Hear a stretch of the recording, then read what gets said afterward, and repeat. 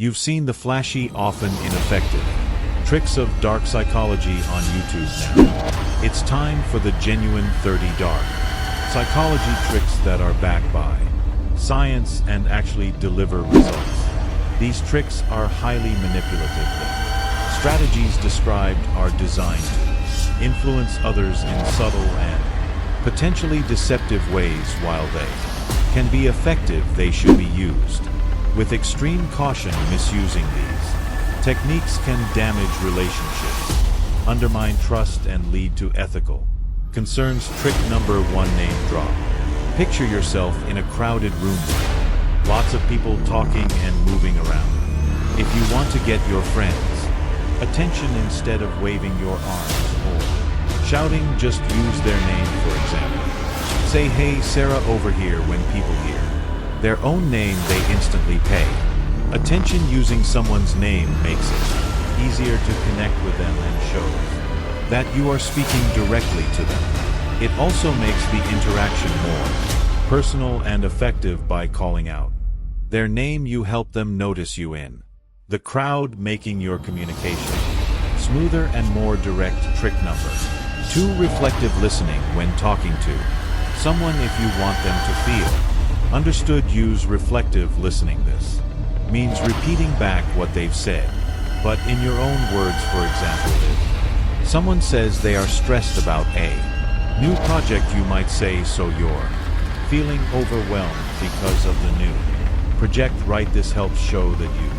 understand their feelings and are really listening. Reflective listening is a great way to build trust and make others feel heard. It helps in conversations by confirming their feelings and showing empathy, making discussions more effective. Trick number 3: positive reinforcement. Positive reinforcement means recognizing and praising someone immediately after they do something good. For instance, if a coworker named Alex helps with a report, you should say, "Thanks for jumping in on that report, Alex. It really made a difference." This kind of immediate praise encourages Alex to keep doing good work in the future. Positive reinforcement is a powerful tool for motivating people and creating a supportive environment. It shows appreciation and boosts morale, making people more likely to repeat their helpful actions. Trick number 4: mirroring is when you subtly copy the other person's body language during a conversation. If they lean forward, you lean forward too. If they cross their arms, you might do the same. This creates a sense of connection and makes the conversation more comfortable. Mirroring helps build rapport and makes the interaction smoother because it shows that you are in sync with the other person. It's a simple way to improve communication and make the other person feel more at ease. Trick number 5: the power of pauses in conversations. Especially during negotiations, using pauses can be very effective. After you make a point or present an offer, stop talking and let the silence hang for a moment. This pause can make the other person think more deeply about what you've said and sometimes even lead them to offer more information or concessions. The power of pauses lies in their ability to make people feel the need to respond, which can work in your favor.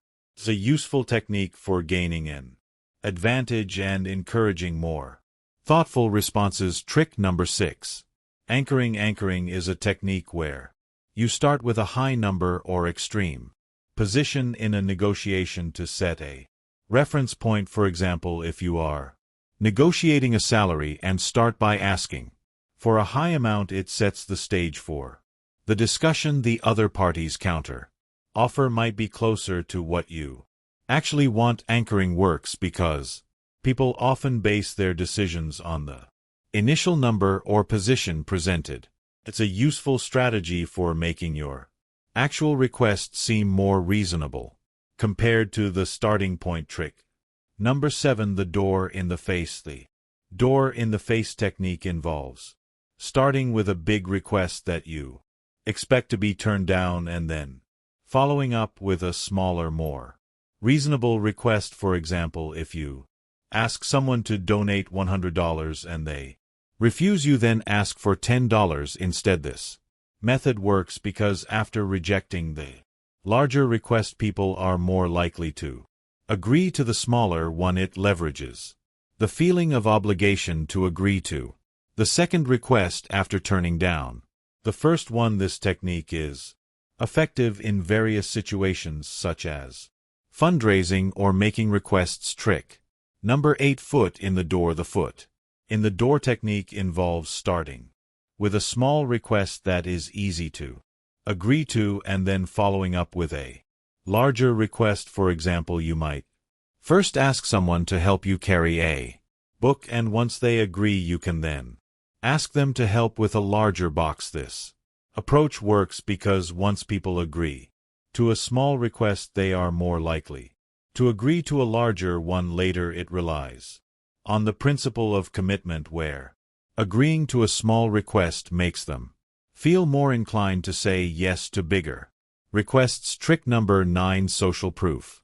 Social proof is a concept where people look at what others are doing to decide what to do themselves when trying to persuade someone. Mention that others support your idea. For example, you could say, many people in our department think starting the meeting earlier would be helpful. This technique works because people often follow the crowd and feel more comfortable with a decision if they know others agree with it. Social proof helps in convincing others by showing that your idea has widespread support. Trick number 10. The Benjamin Franklin effect. The Benjamin Franklin effect is based on the idea that asking someone for a small favor can make them more likely to help you again in the future.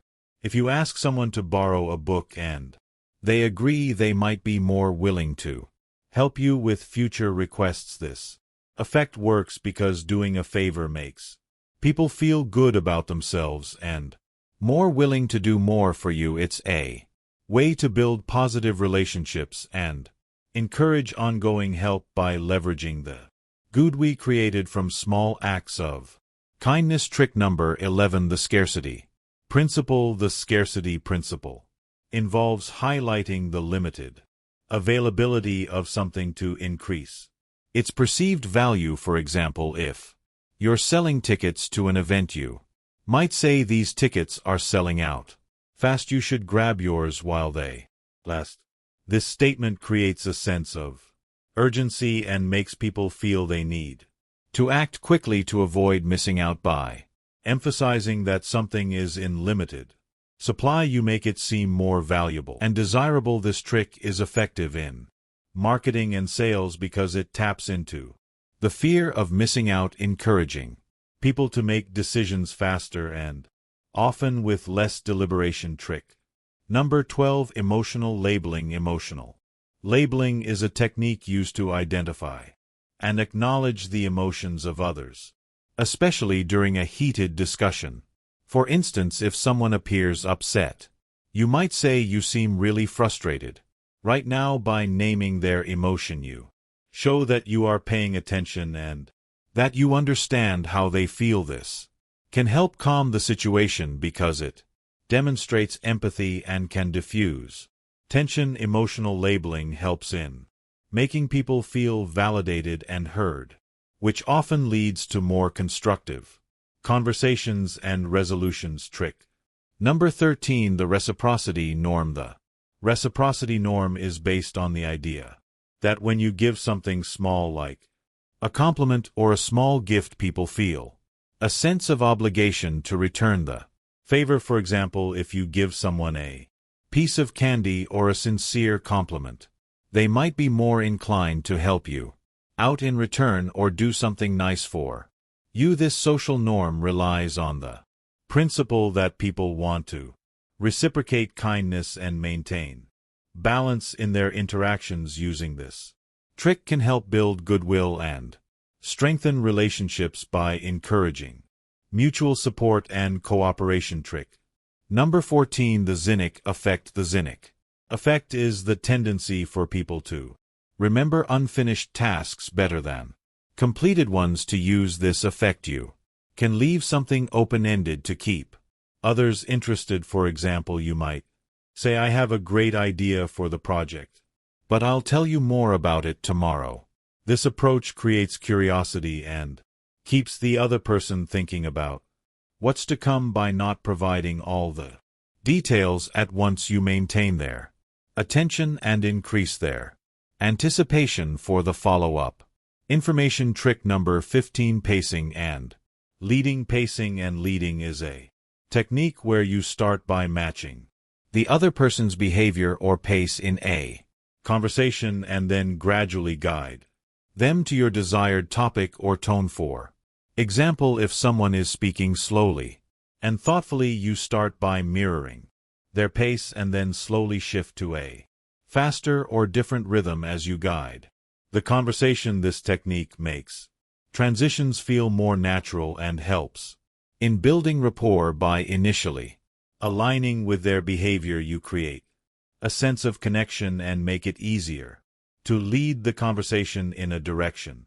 you want. Trick number 17. The power of because. The power of because involves providing a reason when making a request to increase the likelihood of getting a positive response. For example, instead of just asking, can I go ahead of you in line, you might say, can I go ahead of you in line because I'm really late for an appointment. People are more likely to comply when they hear a reason, even if it's a simple one. The word because helps justify the request and makes it seem more reasonable, increasing the chances of getting what you want. Trick number 18. The PN effect. The PN effect refers to the idea that setting high expectations for others can lead them to perform better. If you believe in someone's potential and express this belief, they are more likely to meet or exceed those expectations. For instance,